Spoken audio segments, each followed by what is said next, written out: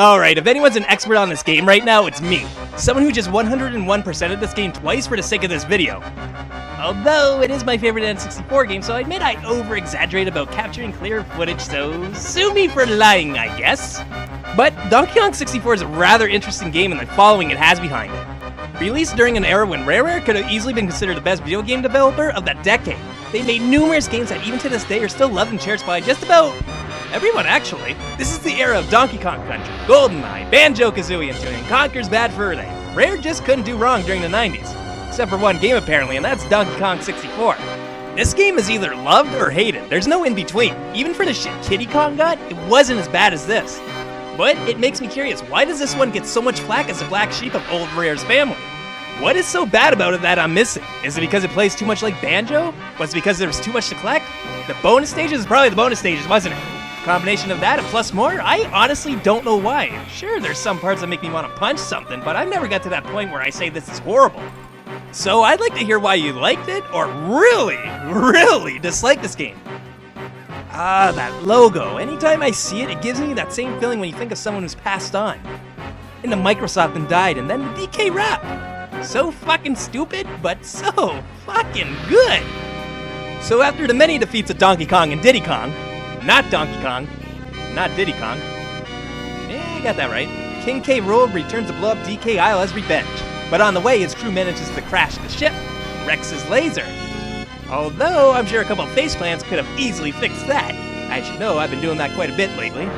But to stall for time to fix his Blast-O-Matic, he steals DK's golden banana horde and 4 of his friends. I don't know why he just didn't capture Cranky, Funky, and Candy, since they're the ones that give him all the abilities. Jumping the gun, aren't you, Sonny? Bah, these days you can't even do a review right. And complaining about my potions, you should be thankful. If it was out to be you, wouldn't even got them. I sure wouldn't have needed them back in my day. Also, get out of that chair! Stupid wannabe! Get the fuck out of here. Come on, make me get out of this chair.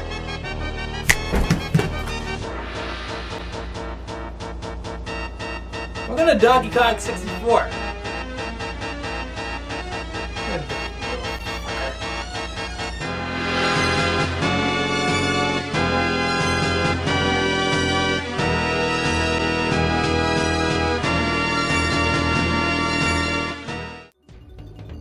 So, as we begin, we first meet that decrepit old monkey so he can give us our first potion to actually get out of the area.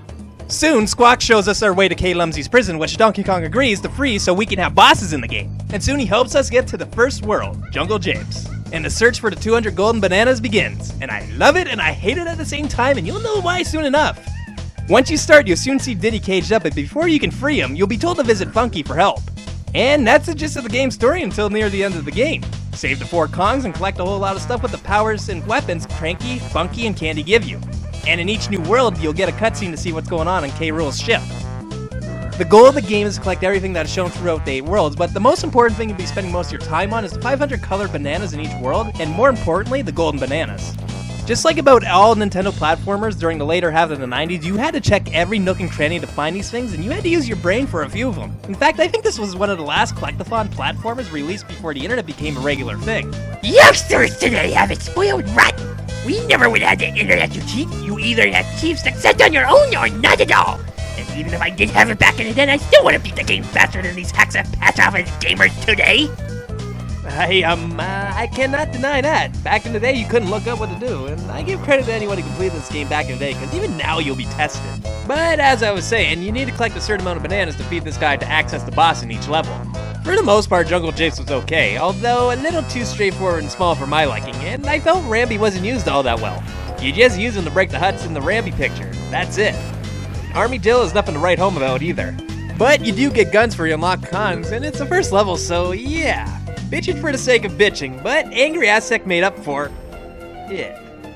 Oh, Junkie, you're gonna be so much fun. I think this was one of the best structured levels. Despite how big it is, you won't get lost. You get great power-ups like Donkey Kong's Strong Kong and Diddy's Jetpack, and this is where you get introduced to Candy's instruments. These are awesome. You can use them as a screen nuke or setting off certain events if you're standing on the right music pad. But be careful if you're playing this on the Wii U. You know how annoying it is to play the Ocarina and Zelda with the C-stick because of how sensitive and precise you had to be to play each note? Or else you'd be screwing up the song? A lot? It's the same idea here. To use your guns or instruments, you have to hold down the Z button, then hit up or left on the C stick to use them. But because you're using a joystick here, more times than not, you'll be activating your instrument when you wanted to use your gun, or activating your gun when you wanted to use your banana camera to catch a banana fairy. It fucking sucks! This is also where you unlock Lanky and Tiny Kong. But this is where that game will give you a taste of that shit brewing pie that'll haunt your dreams in some parts. You know what I'm talking about. You know damn well. Oh no. No! Fuck! Ah! Okay, the beetle.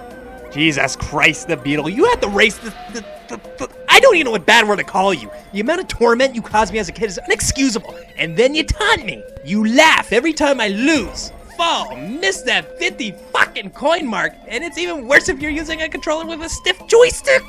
And speaking of a stiff joystick, it ironically makes the buzzard race a whole lot easier because Diddy's jetpack is a great concept, but the control is just crap, and somehow a stiff stick makes it easier to control. What the hell was that?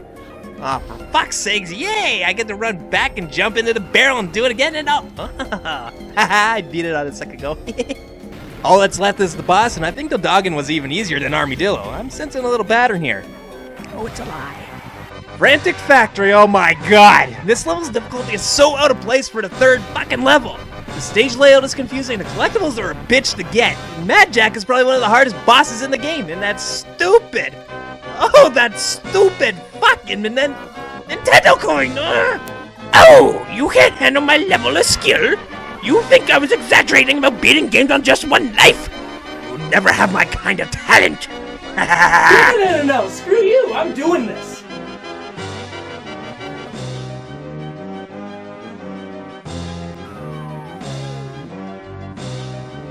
Yes, I did it! Fucking right, I did it! I did it! No! You gotta be kidding me!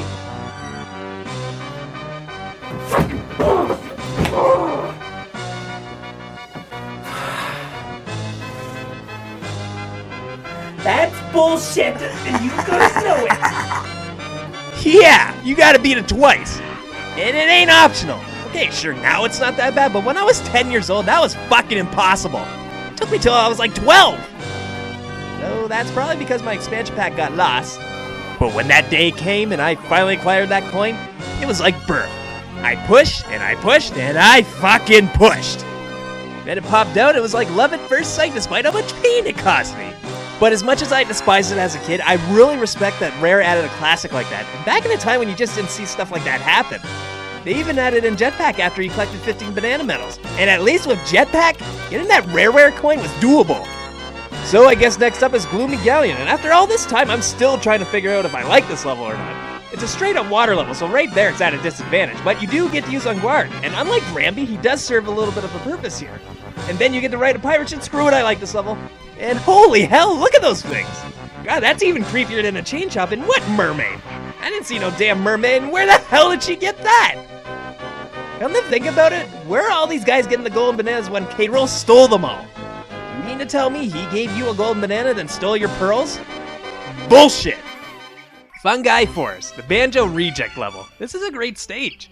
It's big, colorful, every area is easy to navigate because they're sectioned off, and the day and night mechanic is kinda cool. Although, I'm sure some people probably hate it due to having to switch back and forth on some parts. On top of switching out cons. And getting the actual bananas are pretty fun and creative here too. You'll do another minecart stage, you'll do a couple of these easy puzzle stages, and like in Frantic Factory, you'll fight another mini-boss, but spiders can go to hell. And there's even one that feels like it was ripped right out of Donkey Kong Country using darkness as a hazard. Okay, just patience. Just patience. Slow and easy and you'll be okay. Fuck. Okay, one more time. You'll get it. You better fucking get it. Yeah. Alright, no more acting.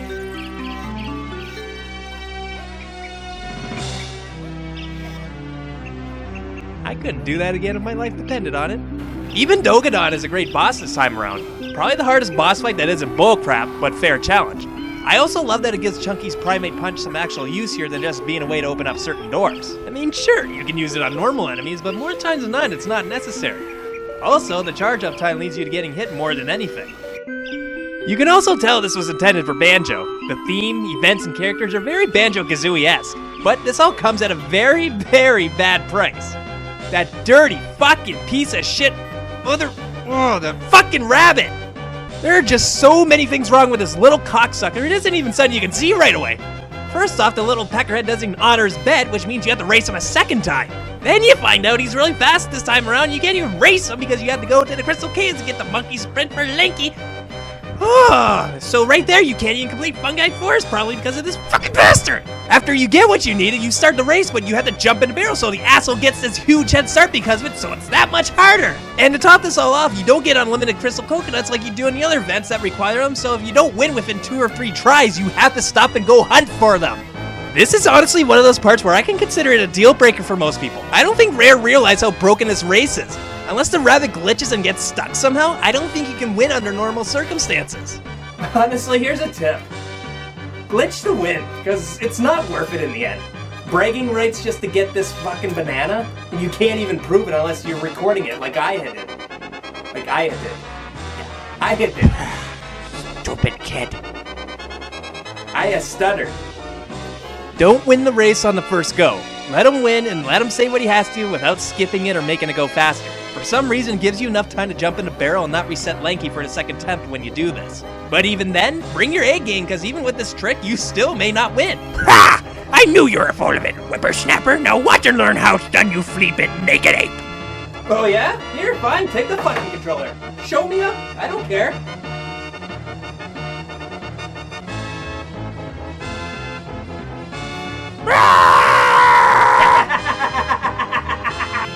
Crystal Caves is another level that's just so out of place in its difficulty. Compared to the last 3, it's surprisingly easy once you take this guy out, and for the most part, not very memorable. It's a very boring looking level, a lot of gray and blue ice, plus it's kind of dark, not to mention the music is calming, I guess is the best word for it, so it makes it a pretty boring stage to be in. As far as golden bananas go, there was only 2 that I can think of, and not because they're great to collect, hell no, it's because of how cheap they are. Anyone who has played this far knows about the rotating maze. It's a pain in the ass to navigate, and if you touch a wall, you lose a whole melon. That's just poop. And then this one. I'm just gonna let you watch.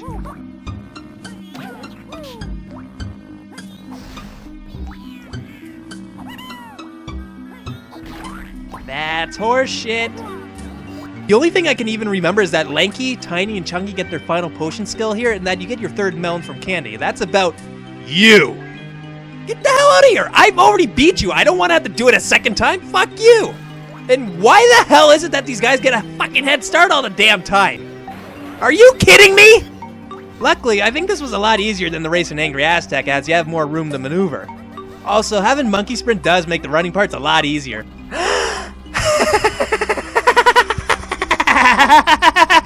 You're in danger! Help you? No. Go fuck yourself.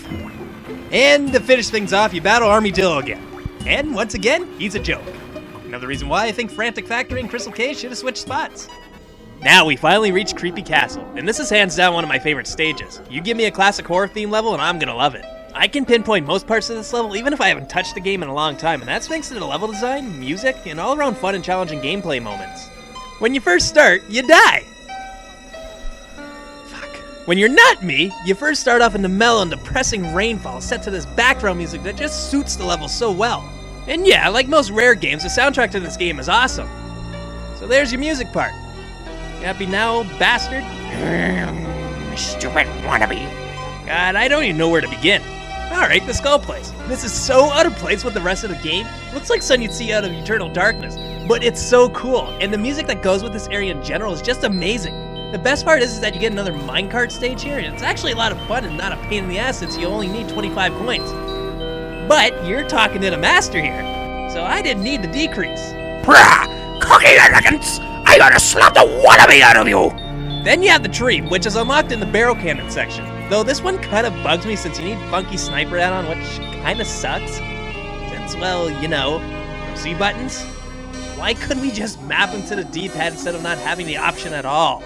Next up is the library. And I don't know why, but besides the skull place, this is the next thing I'll always remember. There's just something about it that sticks out to me. Probably because it's one of the few strong Kong sections in the game that lasts more than 5 seconds. Last part I thought that was worth mentioning was this. Old school 3D precision platforming. I died 6 times trying to beat this one. Oh, wait. 7 times. I'm not wasting time trying to be safe. I got pointless shit to collect. I'm in a fucking hurry. This is probably one of the most straightforward levels in terms of structure. When you reach the base of the castle, you'll have all 5 banana pads there for you. And at each story on the castle, there will be a pad in the rising order. This makes it very hard to get lost, and I appreciate that when finding these collectibles are pretty tricky in the first place. It also has the proper difficulty for the final regular stage. But with the very coincidence theme of this game, Creepy Castle has one glaring issue. And in this case, it isn't even the level's fault, but because it has probably one of the worst bonus stages in existence. Beaver bother. Oh, Christ. This one is just bad. So much bad to it. The idea is to herd the beavers into the hole within a time limit, but I know damn well Rare did this on purpose. There's an invisible wall around that hole that makes it harder for them to fall into, and I swear they only fall in when they want to. Out of all the minigames, this was easily the worst one. Some of them can be really fun, like these race to the finish type ones or shoot everything in sight, but this one? It can eat shit. Yes! Thank Christ it's done! I fucking beat it! Okay, just a few more bananas to go and then on to the boss. Are you fucking kidding me? 2 in 1 level? You can go to hell! Rare, your cruelty is unmatched. Between the both of them, I had to retry about 24 times, and fuck, I know that number could have been so much higher. The boss of Creepy Castle is interesting to say the least. Here you have to jump in the right cannon at the right time to hit him. And once you get the pattern down, it's pretty easy. I didn't even lose a Kong here. That's how easy it can be once you know what you're doing. Alright, you bested all 7 worlds as well as DK Isle. You beat the beetle. You outflew the buzzard and owl. You thwarted that cheating rabbit and those screwy beavers. All that's left is to take the fight to King K. Rool himself. And you have 10 minutes to do it. That is, if you weren't collecting the blueprints. And if you weren't, then you better get some, because without them, you're fucked.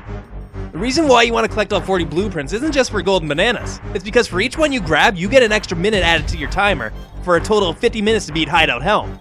But anyway, the actual level is very different from the other ones. There's no items to collect other than the final banana medals and a battle pack. This is more like an obstacle course than an actual level, putting everything you learn to the test to shut down his Blast-O-Matic. Then once you activate what you need, you'll begin 2 unique bonus stages for each Kong, and of course they'll be testing the skills you've learned throughout the game. Some are pretty easy, but then there's a few that'll just stress you right out because you know each screw-up will notch you, and because it's time wasted, and time's a very valuable thing here.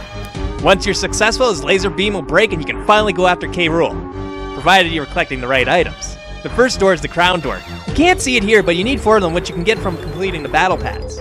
Soon you'll reach the final blockade, the Nintendo and Rare coin door. This is why I hate the Nintendo coin. It prevented me from beating the game as a kid for the longest time. It was the biggest tease seeing that final key, unable to reach it because of one little coin. I would try for hours, jumping at the door or window in hopes that I would glitch out and somehow fall through like I did in other parts of the game. Oh, but no, it wasn't gonna happen here. The best I could do was take a picture and get my final banana fairies and get that last golden rare banana. But no key. No key for about 2 years. Motherfuckers. But I was determined after I got a new expansion pack sometime later. I was beating this game, and not just beating it, I was completing it.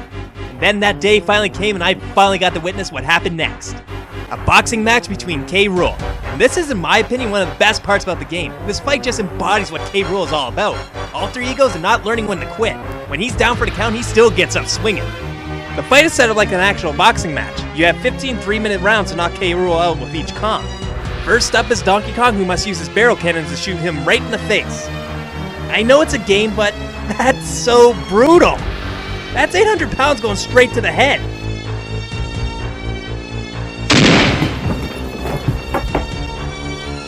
Whoa! I think you just killed him! That's my boy!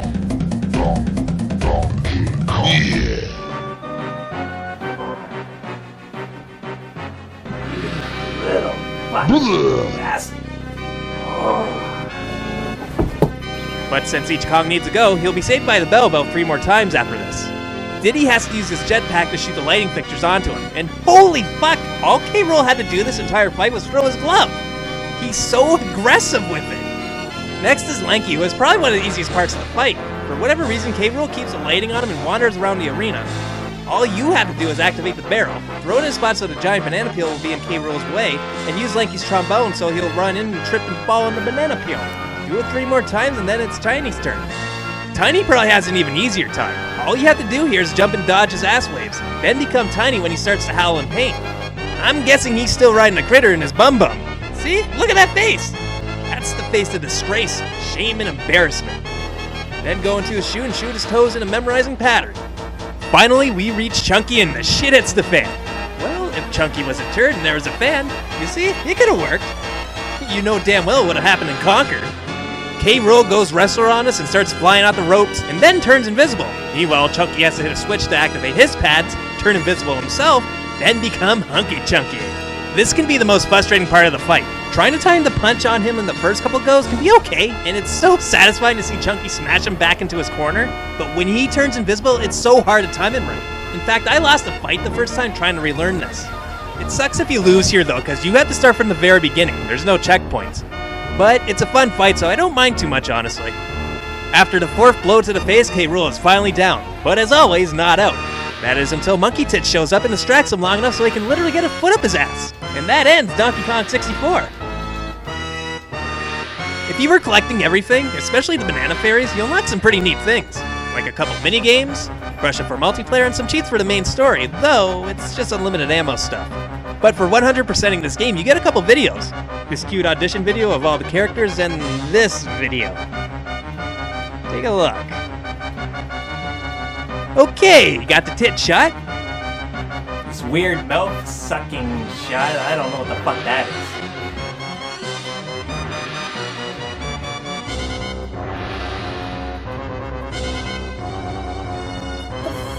Is he humping his neck?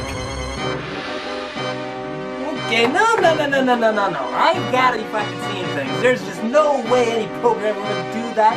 There's no fucking... And oh my god! They did! Okay, no. Review's done. That's just wrong on so many levels, and you're still going!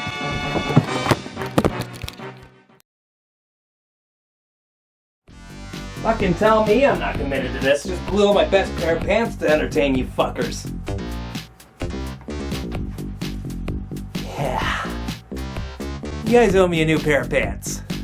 No, you don't. See you guys next time.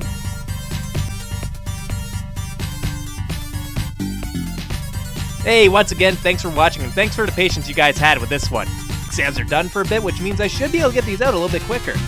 And while you begin to wait for my next one, why not do the subscribe, like, and share thing? I'd love you forever if you do. I'll even stalk you if you want. Don't worry, you'll never know.